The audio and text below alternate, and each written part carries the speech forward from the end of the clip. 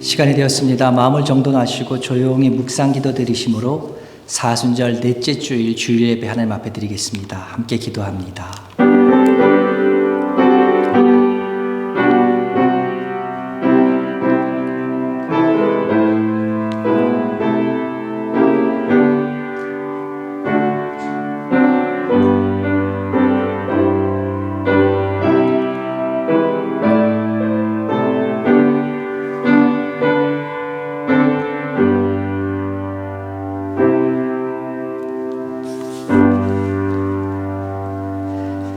그들이 예루살렘 가까이 가서 감난산 벳박에 이르렀을 때에 예수께서 두 제자를 보내시며 이르시되 너희는 맞은편 마을로 가라. 그리하면 곧 매인 나귀가 어린 나귀 새끼와 함께 있는 것을 보리니 풀어 내게서 끌고 오라.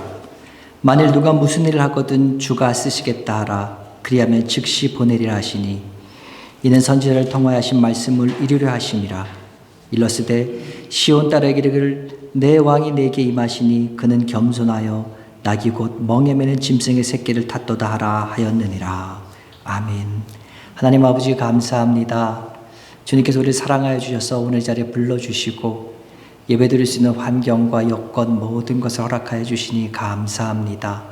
하나님, 우리가 이 자리에 드리는 이 예배가 하나님께서 기억하시는 기억된 바 되시는 귀한 예배가 될 수 있도록 도와주시고 우리들의 영과 진리로 드릴 수 있는 살아있는 산제사가 될 수 있도록 주님 도와주시옵소서. 이 자리에 나와야 될 사랑하는 성도들이 있습니다. 그러나 하나님 아버지, 나오지 못하는 성도들, 그들의 마음을 주님 이 자리를 기억하게 하여 주시옵고 주님 경책하여 주셔서 이 자리에 나올 수 있도록 그들의 마음과 생각들을 바꿔주시옵고 이 자리가 가장 소중하고 귀한 시간들이 될 수 있도록 주께서 알려주시고 인도하여 주시옵소서. 예배드리는 처음 시간입니다. 마쳐지는 그 시간까지 주의 영광만이, 주의 성령만 이 자리에 운행하여 주시옵기를 간절히 소망하면서 예수님의 이름으로 기도드렸사옵나이다. 아멘. 기도하시겠습니다. 거룩하신 아버지 하나님, 이 시간 저희가 만유의 주인이신 우리 하나님께 영광과 찬송을 올립니다. 저희 부족한 자들을 이렇게 주일 예배로 모아주셔서 주님 앞에 예배자의 자리에 서게 하신 은혜를 감사합니다. 이 자리가 얼마나 귀하고 영광스러운 자리인 것을 저희가 다시 한번 깨닫고 감사를 놓지 않길 간절히 소원을 합니다. 저희들 한 주간 또 세상에 살다 왔습니다. 못나게 살았습니다. 부족하게 살았습니다. 불순종하며 살았습니다. 주님의 자비와 긍휼로 저의 부족함과 잘못을 용납하시고 이 시간 저희가 성령 인도를 통해서 주 앞에 합당하게 설 수 있도록 도와주시길 간절히 빌고 원합니다. 저희가 이제 이 예배를 통해서 주님께 영광이요 저희들에게는 은혜의 시간이 되는 아름다운 예배로 인도해 주시길 간절히 원합니다. 하나님께서는 저희에게 사랑을 주시고 이 사랑을 세상에 나가서 증거하라고 부탁하셨습니다. 저희가 늘 사랑이라는 어휘를 입에 달고 다니지만은 저희가 하나님의 사랑이 어떤 것인지 또 저희가 이웃을 사랑하고 있는지 도무지 저희는 실감하지 못하고 살아옵니다. 참으로 부끄러운 믿음의 삶입니다. 믿음도 사랑도 우리 삶 가운데서 행위가 받쳐지지 않으면 교리로 논리로 되지 않는다 했습니다.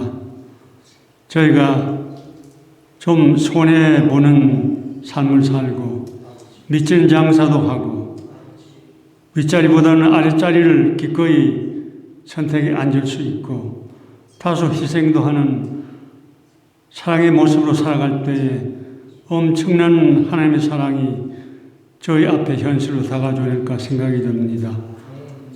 이웃을 향한 사랑도 그때 비로소 열정이 되어 저희 앞에 나타나는 거 아닌가 생각이 됩니다.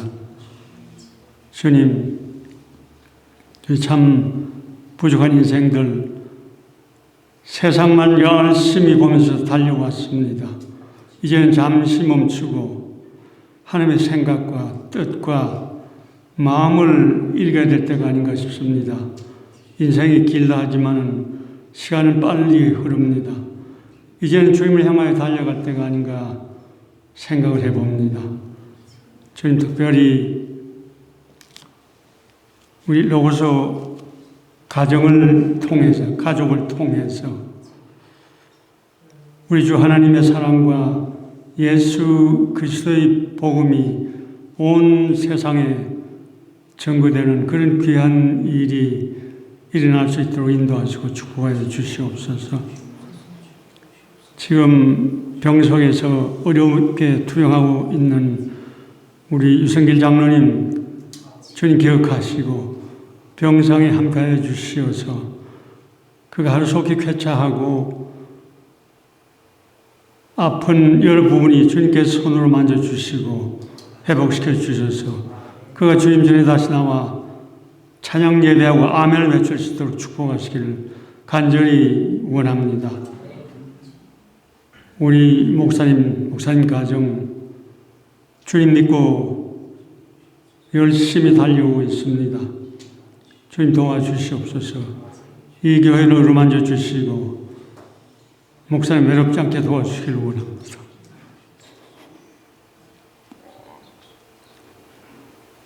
예배 순서 성령께서 주장하시고 오늘도 작은 교회입니다. 물리적으로는 작습니다. 그러나 주님께 가장 큰 예배를 올려드릴 수 있도록 축복하여 주시옵소서. 시정을 성령께 부탁합니다. 예수 그리스도 이름으로 기도합니다. 아멘.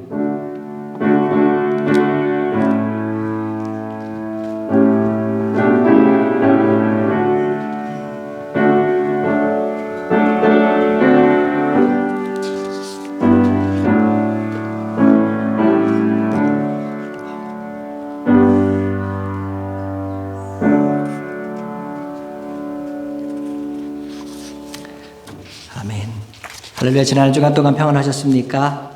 예, 우리 아멘. 우리 앞뒤 옆에 계신 분하고 인사하시겠습니다. 안녕하셨습니까? 반갑습니다. 우리 이왕희 집사님, 조영옥 권사님 또 반가운 얼굴도 반갑습니다. 안녕하셨습니까? 평안하셨습니까?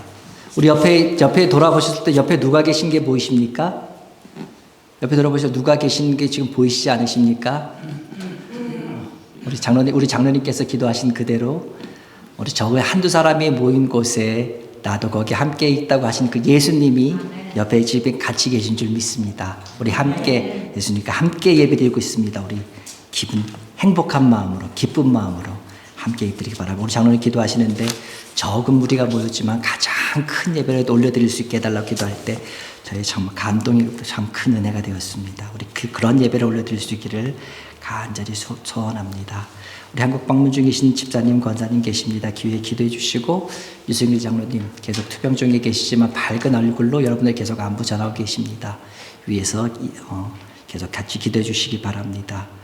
사순절 묵상 계속 나가고 있습니다. 제가 주일날마다 주일날 본문은 제가 계속 읽고 있는데요. 말씀을 보시면서 묵상하시면서 사순절을 지내시면 더욱더 부활절이 더욱더 우리가 기다려지는 부활절이 될 줄로 믿습니다. 부활절 준비할 수 있길 바랍니다.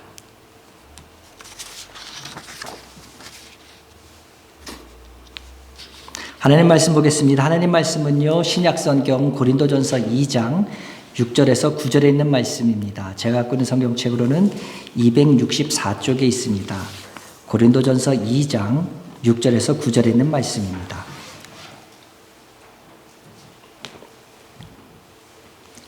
제가 봉독합니다. 그러나 우리가 온전한 자들 중에서는 지혜를 말하노니 이는 이 세상의 지혜가 아니요 또 이 세상에서 없어질 통치자들의 지혜도 아니요 오직 은밀한 가운데 있는 하나님의 지혜를 말하는 것으로서 곧 감추어졌던 것인데 하나님이 우리의 영광을 위하여 만세전에 미리 정하신 것이라. 이 지혜는 이 세대의 통치자들이 한 사람도 알지 못하였나니 만일 알았더라면 영광의 주를 십자가에 못 박지 아니하였으리라. 기록된 바 하나님이 자기를 사랑하는 자들을 위하여 예비하신 모든 것은 눈으로 보지 못하고 귀로 듣지 못하고 사람의 마음으로 생각하지도 못하였다 함과 같으니라. 아멘. 전 세계적으로 알려진 유명한 선교단체 중에 WEC라는 선교단체가 있습니다. 이 선교단체의 창립자인 노만 그립이란 분이 어느 날 이런 말씀을 하신 적이 있습니다.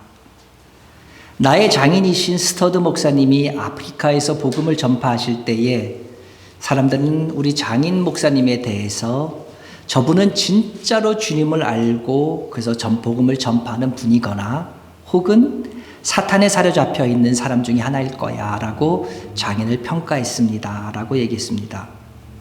이 얘기를 들은 그 장인 되시는 목사님은 이렇게 말합니다. 글쎄, 내가 만약 사탄에 사로잡혀 있는 사람이라면 난 지옥에 가겠지. 하지만 나는 거기 가서도 악마들에게 복음을 전하기 위해 무척이나 바쁠 거야. 자기 졸개들이 다 예수 믿는 걸 보다 못한 사탄이 날 밖으로 던져버리기까지 말이지 라고 얘기했다고 합니다.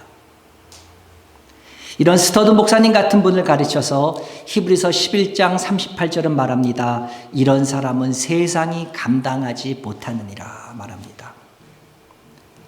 신앙적으로는 히브리 기자의 말대로 세상이 감당하지 못하는 사람이라고 멋있게 말할 수 있습니다. 그러나 일반적인 대부분의 세상 사람들은 분명히 이렇게 말하겠지요. 미쳤다 이렇게 말할 겁니다. 그렇다면 우리는 정말로 미쳐서 그런 것인가? 아니면 정말 다른 어떤 이유가 있는가? 이것에 대해서 우리는 질문을 해볼 필요가 있습니다. 저는요, 이 스터드 목사님이 승부수를 던진 것이라고 생각합니다. 이 승부수는요, 어떤 의미로 보면 앞에서 말한 히브리 기자처럼 세상이 감당 못하는, 다시 말해서 세상이 이해 못하는 그와 같은 승부수일 수도 있습니다. 그렇지만 이 승부수는 그 어떤 것보다 가장 위대한 승부수였습니다. 사도 바울은요, 고린도전서 1장 18절에서 말합니다. 십자가의 도가 멸망하는 자들에게는 미련한 것이요 구원을 얻는 우리들에게는 하나님의 능력이라고 말합니다. 이것은요, 그 당시 사람들에게 있어서는 정말 혁명과 같은 그와 같은 선언이었습니다. 왜냐하면 주 1세기 사람들에게 있어서 십자가는 가장 두려움의 상징이었기 때문입니다. 근데 이 두려움의 상징이 십자가를 도라고 말씀이라고 로고스라고 표현했습니다. 뿐만 아니지요, 그들에게 깊이 1순위였던 이 십자가를 하나님의 능력이라고까지 말한, 그렇기 때문에 이 말은 그 당시 사람들에게 있어서는 굉장히 혁명적인 그와 같은 선언이었습니다. 이것만으로만 해도 굉장한 혁명적인 말인데 바울은 거기다가 한술 더 뜹니다. 그러면서 고린도 사람들이 당시 가장 최고의 가치로 여겼던 지혜, 이 지혜에 대해서 1장 20절에서 이렇게 얘기합니다. 지혜 있는 자가 어디 있느냐? 선비가 어디 있느냐? 이 세대의 변론가가 어디 있느냐? 하나님께서 이 세상의 지혜를 미련하게 하신 것이 아니냐라고 말하면서 이 세상의 지혜를 하나님께서 미련하게 만드셨다는 극단적인, 파괴적인, 굉장한 표현을 씁니다.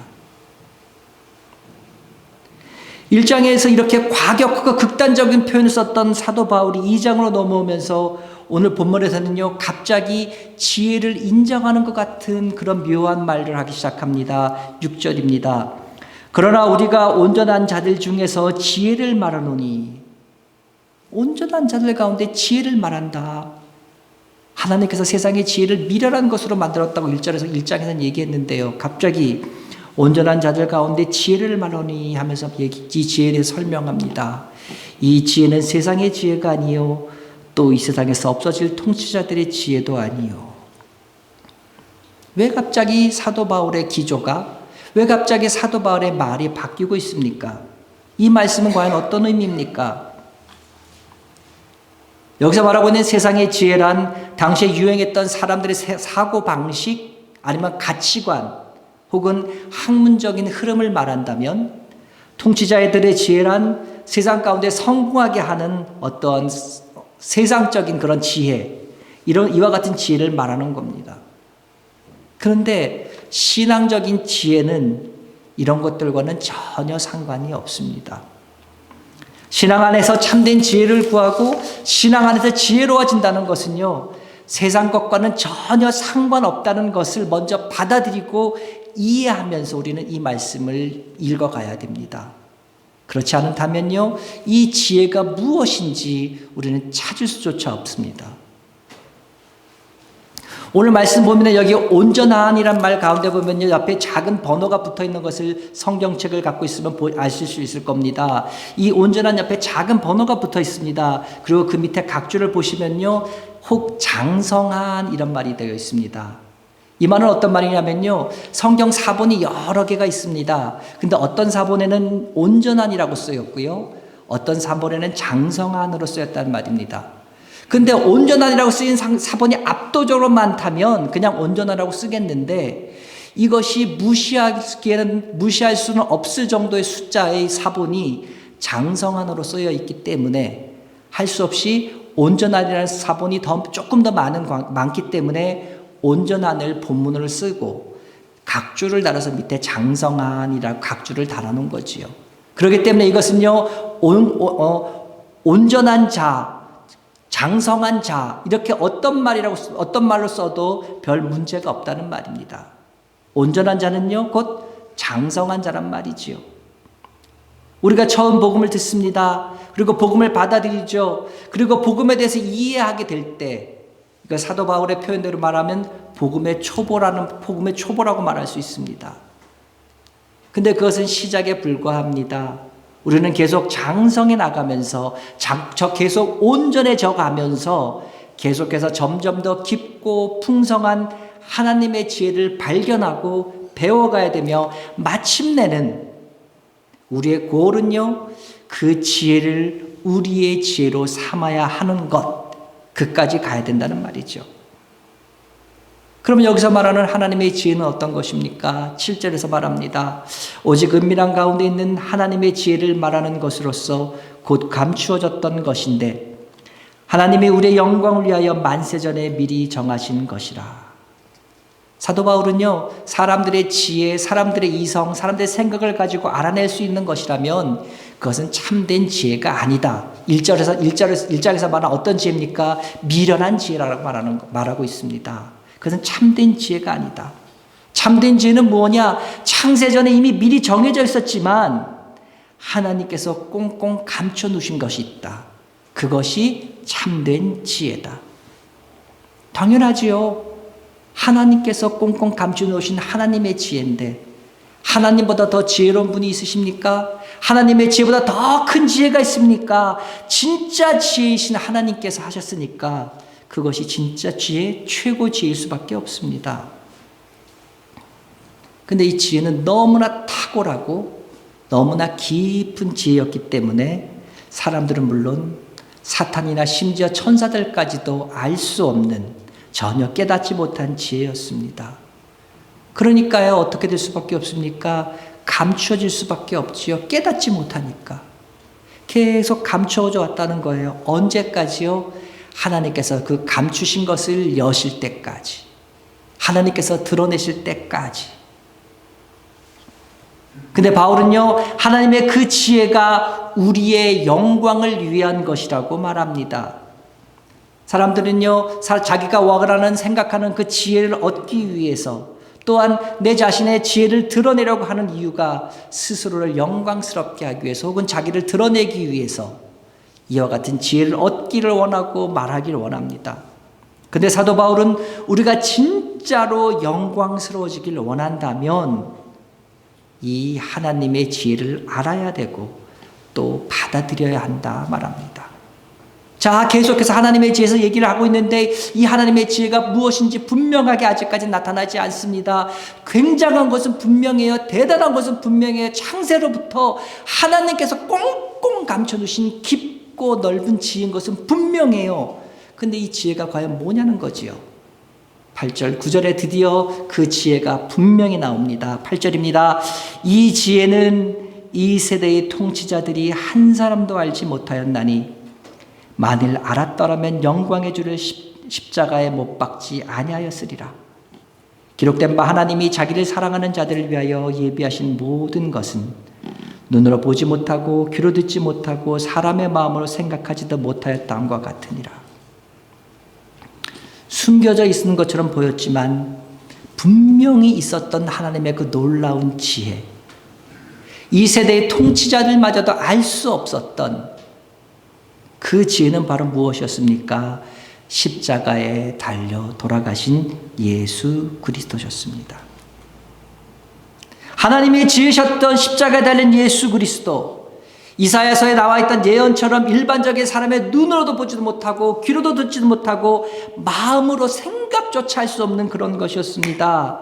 그런데 이 하나님의 이 지혜는 오직 누구만 볼 수 있고 들을 수 있고 생각할 수 있습니까? 9절은 말합니다. 기록된 바 하나님이 자기를 사랑하는 자들을 위하여 예비하셨다. 자기를 사랑하는 자들을 위하여 예배하셨다. 누굽니까? 하나님의 자녀들입니다. 누굽니까? 바로 우리들입니다. 그렇기 때문에 십자가에 달려 돌아가신 예수님이 지혜이심을 누구는 알 수 있다는 거예요. 예수님을 구주로 고백한 우리들은 알 수 있다, 이 말입니다. 제가 여기까지 말씀드리면은요, 아마 여러분들 마음속엔 두 가지의 생각이 있으실 겁니다. 첫째 생각은 이런 생각을 하시는 분이 있으실 거예요. 이 남목사님 설교는 결론은 항상 십자가하고 예수야. 십자가 예수 그리스도밖에 없어. 그러면서 그렇게 이제 긍정적으로 생각하시는 분이 있으실 거예요. 한편은 또 이런 분도 있으실 거예요. 내 저럴 줄 알았어. 십자가에 달려 돌아가신 예수 그리스도 얘기 또 그 얘기지. 목사님, 제발 오늘은요, 살아가는 이 시대에 뒤처지지 않을 수 있는, 잘 살 수 있는 좀 삼팍삼팍하고 반짝반짝한 그런 얘기 좀 해주시면 안 될까요? 아마 이런 얘기들이 있으실 거예요. 어떤 면에서는요, 저도 답답하고요, 안쓰러울 때가 있습니다. 그렇지만 매우 대단히 유감스럽게도 제가 드릴 수 있는 말씀은 십자가에 달린 예수를 바라보자는 십자가에 달린 예수를 바라보자는 것 외에는 드릴 말씀이 없습니다. 제가 가장 촌스러운 지혜, 가장 투박해 보이고 세련과는 거리가 먼 십자가에 달린 예수 그리스도를 전하는, 그분만을 전하는 승부수를 던지는 이유가 뭡니까? 그것은 하나님의 지혜가 십자가에 달린 예수께서 나의 그리스도가 된다는 이 사실을 확인하고 또 확인하고 더불어 이 사실에 대해서 우리가 확신하고 살아가는 것만이 오늘 이 시대를 우리가 믿음으로 살아갈 수 있는 유일한 길임을 제가 알고 있기에 여러분에게 오늘도 십자가에 대해서, 예수에 대해서 말할 수밖에 없는 것이지요. 예전에 여호수아서를 읽다가 생각지도 못했던 은혜를 받은 적이 있습니다. 그 말씀은 여호수아 5장 11절에서 12절에 있는 말씀이었습니다. 제가 봉독하겠습니다. 6월절 이튿날에 그 땅의 소산물을 먹되 그날에 무교병과 볶은 곡식을 먹었더라. 또 그 땅의 소산물을 먹은 다음 날에 만나가 그쳤으니 이스라엘 사람들이 다시는 만나를 얻지 못하였고 그의 가나안 땅의 소출을 먹었더라. 이 평범해 보였던 말씀은 제가 여러 번 읽고 여러 번 접한 말씀입니다. 그런데 그날따라서 이 말씀이 저에게 굉장히 큰 은혜로 다가왔습니다. 이스라엘 백성들은요, 광야에서 40년을 지냈습니다. 그 40년을 지내는 동안 하나님께서 공급해 주시는 만나를 먹고 살았지요. 처음에는 농사도 짓지 않고 주시는 대로 그대로 걷어서 먹어도 됐으니까 굉장히 즐겁고 편안했을 겁니다. 그러나 시간이 자꾸 지나면서 매일매일 먹는 만나가 슬슬 지겨워지기 시작했습니다. 매일 같은 음식만 먹으니까요. 그래서 그들은 불평하기 시작합니다. 민수기 11장에 보면 이런 말씀이 있습니다. 이스라엘 자손도 다시 울며 이르되 누가 우리에게 고기를 주어 먹게 하랴. 우리가 애굽에 있을 때에는 값없이 생선과 오이와 참외와 부추와 파와 마늘들을 먹은 것이 생각나거늘 말합니다. 그들은 노예 신분이었습니다. 노예 신분이었으니까 자기 마음대로 고기 먹었겠습니까? 아니지요. 주인들이 오늘 고기를 구워 먹으면 그 남은 것 갖다 얻어먹기가 그랬겠지요. 여기 있는 그대로 우리가 있을 때 값없이 생선을 먹었다. 당연하지요. 노예들이 무슨 돈을 주고 생선을 사겠습니까? 주인들이 먹으면 먹는 거지요. 주인이 먹는 대로 그냥 먹었으면서 지금 마치 자기들이 엄청나게 잘 먹고 잘 산 것처럼 이것도 먹고 저것도 먹고 막 그랬다고 불평하고 있습니다. 그러던 가운데 지긋지긋한 40년의 광야 생활이 끝났습니다. 그리고 가나안에 들어가면서 만나가 그치게 되었고 그들이 그렇게 원했던 각종 채소들과 고기들을 배부르게 먹게 되었습니다. 이제 그들은요 더 이상 불평할 이유가 없었습니다. 더 이상 부러울 것이 없어졌으니까요. 그랬을 때 그들의 소원이 이루어졌을 때에 그들 앞에 신세계가 이루어집니까?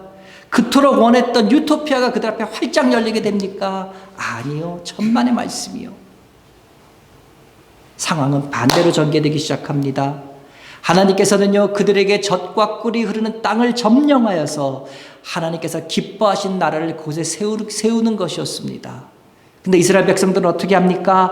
하나님과는 전혀 상관이 없이 그들이 가나안화 되어가는 하나님과 관계없는 사람처럼 살아가는 비극의 길로 들어서게 됩니다.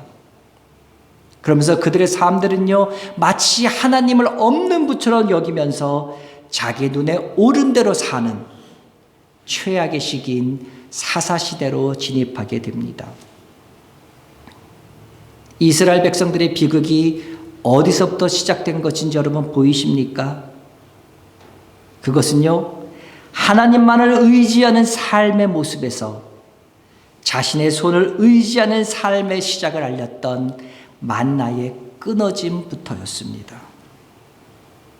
이 말씀을 오늘 말씀에 적용해보면 어떻게 됩니까? 십자가에 달리신 예수께서 나의 구주란 사실은 매일 내리는 만나와 같이 당연한 것입니다. 그런데 십자가에 달리신 예수 그리스도를 바라보는 것이 실증나십니까? 여러분 두려운 마음 가지셔야 됩니다. 만나가 끊어지면서 내 눈에 좋은 대로 사는 사사시대로 진입했던 이스라엘 백성들처럼 이제 난 내 마음대로 내 뜻대로 내가 원하는 대로 살기를 원하고 있다는 경고장일 수 있기 때문입니다. 십자가에 달린 예수 그리스도의 얘기를 듣는 것이든지 시들하십니까? 여러분 경계하시기 바랍니다.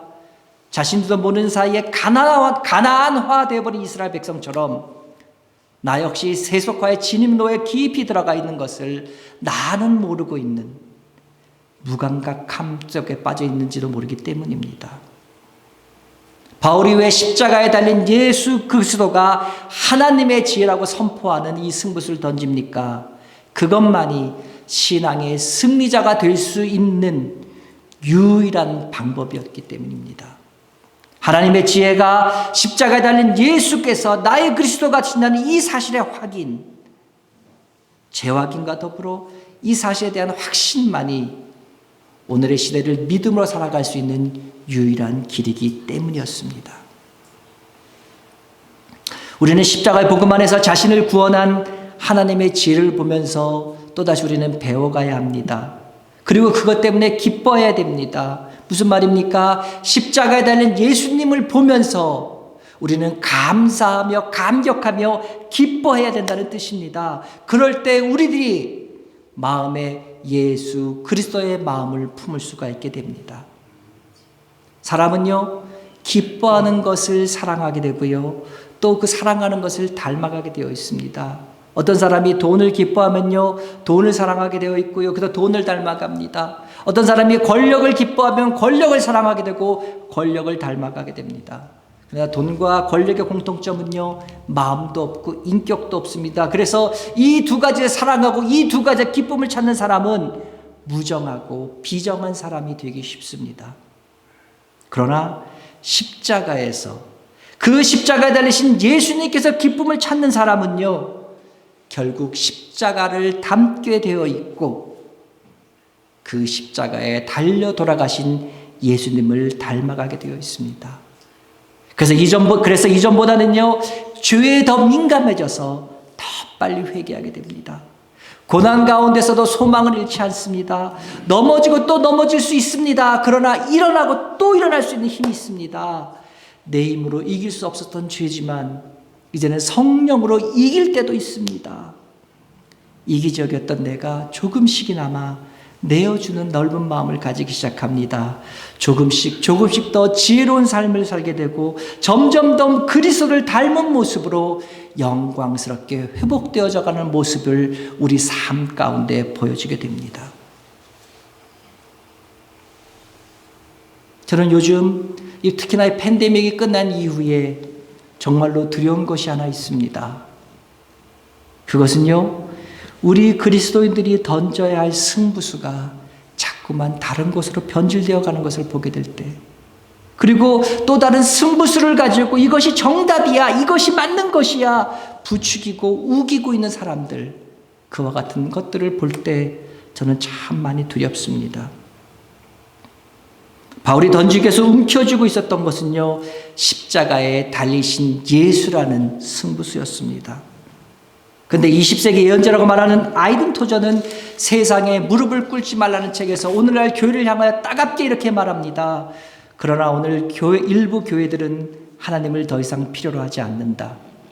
그런 교회들은 하나님이 계시면 좋겠지만 굳이 안 계셔도 문제될 것은 없다고 생각한다. 하나님을 믿는다고 하지만 그들은 하나님 없이도 얼마든지 성공할 수 있다고 믿는다. 그런 교회들은 하나님이 안 계셔도 자기들끼리 잘 꾸려나갈 수 있다고 생각한다. 그들은 하나님을 정중히 모시지만 하나님을 손님으로 모실 뿐이다.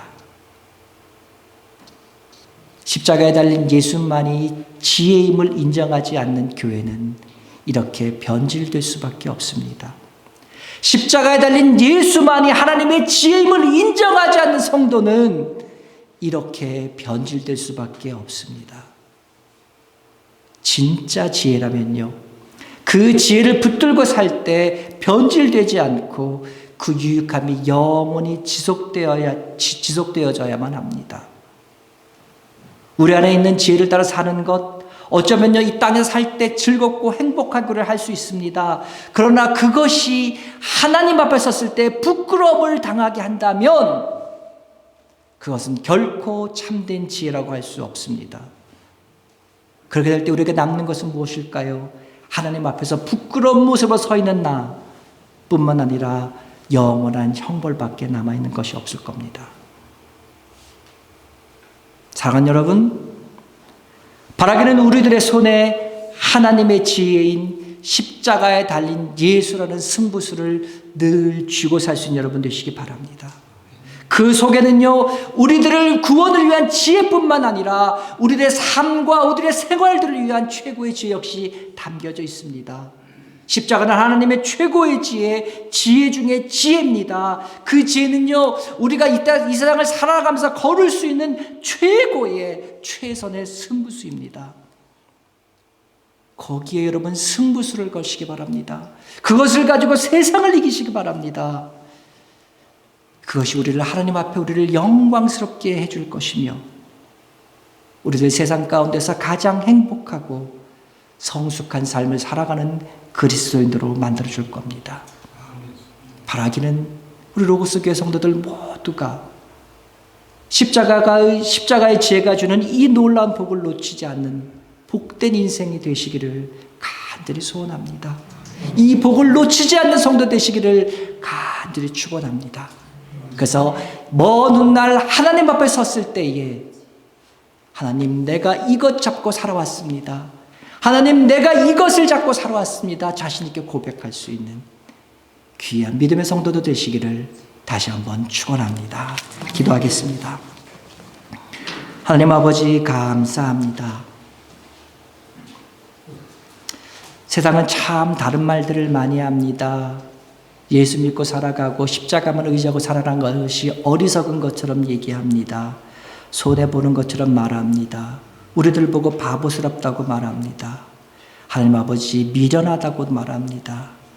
그러나 하나님 아버지, 오늘 성경을 말씀 볼 때에 그리 십자가에 달린 예수 그리스도를 믿고 나가는 것이 하나님께서 창세로부터 감추신 최고의 비밀이며, 우리들을 위해서, 우리들에게 영광을 돌려주시기 위해서, 우리들을 높이시기 위해서 감춰두신 놀라운 비밀임을 다시금 깨달아 알게 되었습니다.